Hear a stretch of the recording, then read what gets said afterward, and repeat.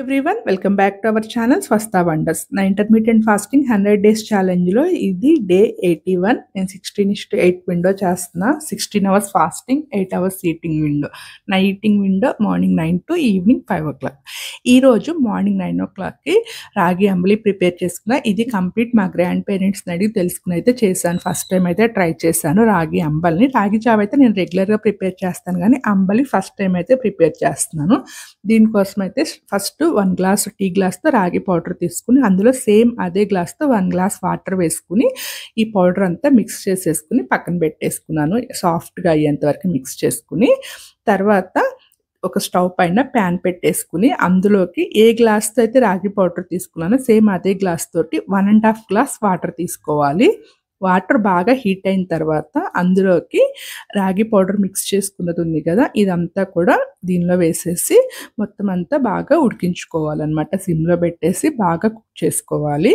అది మనం తిప్పుతానే ఉండాలి. అది కుక్ అయినంత వరకు కూడా అది కలిపెడతానే ఉండాలి. అదంతా బాగా క్రీమీగా బాగా జిగురుగా అవుతుంది అనమాట. అప్పటి వరకు కూడా కుక్ చేసుకోవాలి. ఇదంతా బాగా కుక్ అయ్యే వరకును. మొత్తం 1 గ్లాస్ రాగి పౌడర్కి నేను 2.5 గ్లాసెస్ వాటర్ అయితే తీసుకున్నాను. ఇదంతా కూడా బాగా కుక్ అయ్యేంత వరకు కుక్ చేసుకున్న తర్వాత స్టవ్ ఆఫ్ చేసేసి బాగా చల్లార్చుకోవాలి దీన్ని. ఇది బాగా చల్లారిన తర్వాత కొంచెం గట్టిగా అవుతుంది. అలా అయిన తర్వాత ఇదిగో చల్లారిన తర్వాత ఇలా అయింది.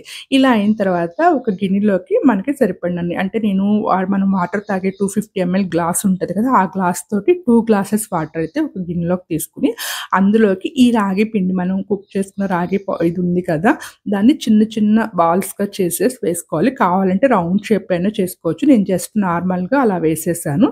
వేసి అది మూత పెట్టేసి నైట్ అంతా దాన్ని ఆ వాటర్లో ఫర్మెంట్ చేసుకోవాలి. నెక్స్ట్ డే మార్నింగ్ దానిలో మజ్జిగ కవ్వం ఉంటుంది కదా, దాంతో చిలుక్కోవాలి. మొత్తం అంతా కూడా ఆ వాటర్లో మిక్స్ అయ్యేటట్లు చిలుక్కోవాలి. మొత్తం అంతా కూడా ఇలా బాగా వాటర్లో మిక్స్ అయిన తర్వాత ఎక్కడ ఇవి లేకోకుండా ఉండలు లేకుండా మొత్తం అంతా ఇలా బాగా మిక్స్ అయిన తర్వాత ఇందులోకి ఇప్పుడు మనకి సరిపడినంత కర్డ్ అయితే వేసుకోవాలి. నేను ఇది 3 మెంబర్స్కి చేస్తాను. 3 మెంబర్స్కి ఎంత కర్డ్ అయితే పడుతుందో అంత అయితే వేసాను. నేను ఒక 3 పెద్ద స్పూన్స్తో 3 స్పూన్స్ అయితే వేసాను అనమాట. ఇప్పుడు మళ్ళీ చిలుక్కోవాలి మొత్తం అంతా కూడా. ఆ కర్డ్ కూడా ఏమీ గడ్డలు లేకోకుండా మొత్తం అంతా బాగా మిక్స్ అయ్యేటట్లయితే మొత్తం బాగా మిక్స్ చేసుకోవాలి. దీనిలోకి టేస్ట్కి సరిపడినంత సాల్ట్ యాడ్ చేసుకుని మిక్స్ చేసుకోవాలి.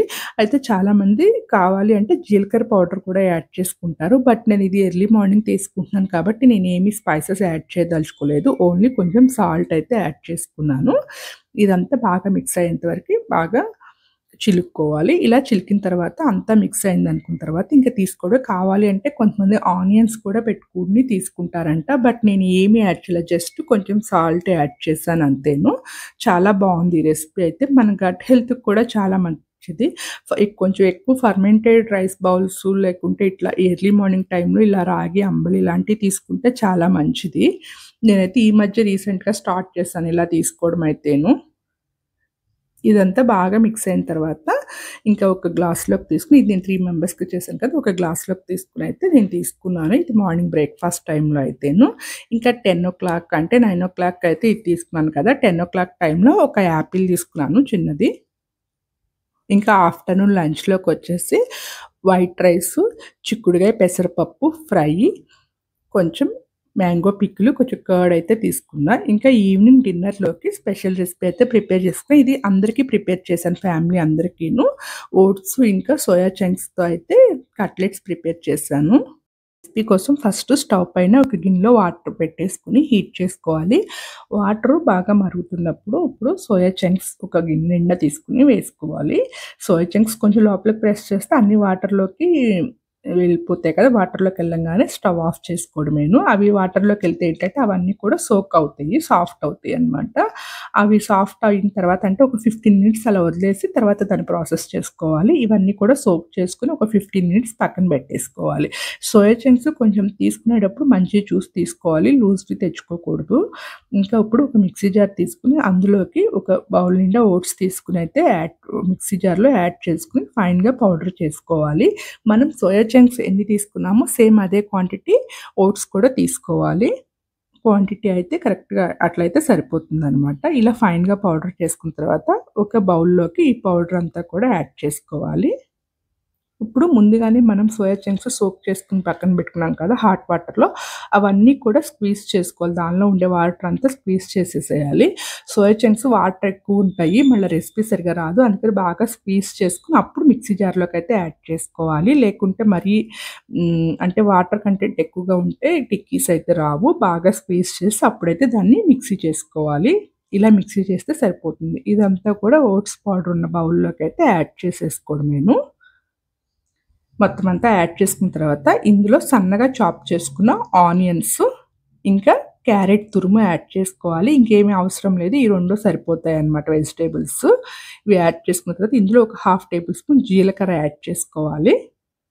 ఇప్పుడు spices salt, red chilli powder, కొంచెం పసుపు, ఇంకా ధనియా పౌడర్ ఇవి సరిపోతాయి. ఇవన్నీ యాడ్ చేసుకొని మొత్తం అంతా కూడా మిక్స్ చేసుకోవాలి. దీనిలో వాటర్ ఏమీ యాడ్ చేయాల్సిన అవసరం ఉండదు. ఆ సోయా చంక్స్‌లో ఇంకా వెజ్జీస్‌లో ఉన్న వాటర్‌తోనే మొత్తం అంతా పౌడర్ ఇదంతా కూడా మిక్స్ అయిపోతుంది. ఇలా ఫైన్‌గా మొత్తం అంతా మిక్స్ చేసుకున్న తర్వాత కొంచెం చిన్న బాల్ సైజులో పిండి తీసుకొని టిక్కీలాగా ప్రెస్ చేసుకుంటే సరిపోతుంది సాఫ్ట్‌గా.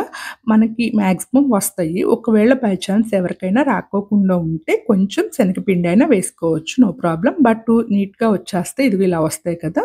దీన్ని ఇప్పుడు కొంచెం నువ్వులు తీసుకొని దానిపైన స్ప్రెడ్ చేసుకుంటే బావుంటది టేస్ట్. ఇదనేది కంప్లీట్‌గా మన చాయిస్. కాకపోతే చాలా బావుంటది. మనం తింటున్నప్పుడు ఆ పైన ఆ నువ్వులు తగులుతూ చాలా బావుంటుంది. అన్నీ కూడా ఇలా ప్రిపేర్ చేసుకోవాలి ఫస్ట్. నేనైతే ఇది ఫ్యామిలీ అందరికీ చేస్తాను. అందుకే కొంచెం ఎక్కువ క్వాంటిటీలో అయితే ప్రిపేర్ చేస్తున్నాను. ఇలా టిక్కీస్ అన్నీ రెడీ చేసుకున్న తర్వాత ఇప్పుడు స్టవ్ పైన ఒక పాన్ పెట్టుకొని కొంచెం ఆయిల్ వేసుకోవాలి. మరీ ఎక్కువ అవసరం లేదు టిక్కీస్ కాల్చుకోవడానికి. కొంచెం ఆయిల్ యాడ్ చేసుకున్న తర్వాత మనం ప్రిపేర్ చేసుకున్న టిక్కీస్ అన్నీ కూడా పాన్‌లో సర్దుకోవాలి. సర్దుకున్న తర్వాత దీనిపైన లిడ్ పెట్టేసి కుక్ చేసుకోవాలి మీడియం ఫ్లేమ్‌లోను. లిడ్ పెడితే ఏంటంటే మంచిగా కుక్ అవుతాయి. ఆయిల్‌లో మనము షాలో ఫ్రై చేయట్లేదు. డీప్ ఫ్రై చేయట్లేదు కాబట్టి నార్మల్‌గా కొంచెం ఆయిల్ వేసేసి ఫ్రై చేస్తున్నాం కాబట్టి లిడ్ పెట్టేసి కుక్ చేసుకుంటే బాగా కుక్ అవుతాయన్నమాట. ఒక 5 మినిట్స్ కుక్ చేసుకున్న తర్వాత లిడ్ తీసేసి సెకండ్ సైడ్‌కి టర్న్ చేసుకొని సెకండ్ సైడ్ కూడా లిడ్ పెట్టి కుక్ చేసుకోవాలి మళ్ళీ సెకండ్ సైడ్ కూడాను. సెకండ్ సైడ్ కూడా కుక్ అయిన తర్వాత అంటే 2 సైడ్స్ మంచిగా కుక్ అయిన తర్వాత ఇవి చాలా క్రిస్పీగా అవుతాయి. ఇలా కుక్ అయిన తర్వాత ఒక ప్లేట్‌లోకి తీసుకోవడమేను. చాలా ఈజీగా అయిపోతది రెసిపీ. ఎక్కువ ప్రాసెస్ ఏమి ఉండదు. దీనిలో ప్రోటీన్ కంటెంట్ కూడా చాలా ఎక్కువగా ఉంటుంది. ప్రోటీను, ఫైబర్ కూడాను. ఇంకా వీటిని పక్కన పెట్టేసుకొని దీనికోసమైతే గ్రీన్ చట్నీ ప్రిపేర్ చేసుకోవాలి. గ్రీన్ చట్నీ కోసమైతే ఒక మిక్సీ జార్ తీసుకొని అందులోకి కొంచెం కొత్తిమీర కాడలతో సహా వేసుకోవాలి. దానిలోకి ఒక 2 పచ్చిమిర్చి, కొంచెం అల్లము, ఒక చిన్న వెల్లుల్లి, కొంచెం కర్డ్ అనేది మన ఆప్షను. కావాలి అనుకుంటే వాటర్ అయినా వేసుకోవచ్చు. కర్డ్‌కి బదులు మన చాయిస్. దానిలోకి టేస్ట్‌కి సరిపడినంత సాల్టు, ఫైనల్‌గా కొంచెం జీలకర్ర. ఇంతవరకు యాడ్ చేసుకొని మిక్సీ చేసుకోవడమేను. మిక్సీ చేసుకొని ఇంకా టిక్కీస్‌లోకి ఈ చట్నీ చాలా బావుంటది. టిక్కీస్‌లోకైతే కంపల్సరీ ఉంటేనే బావుంటది ఈ రెసిపీ ఈ చట్నీ అయితేను. ఇంకా టిక్కీస్ ప్రిపేర్ అయినాయి కదా! ఈ చట్నీతో తీసుకోవడమేను. ఈరోజు నా ఫుడ్ అయితే ఇది. Thank you for all. Please like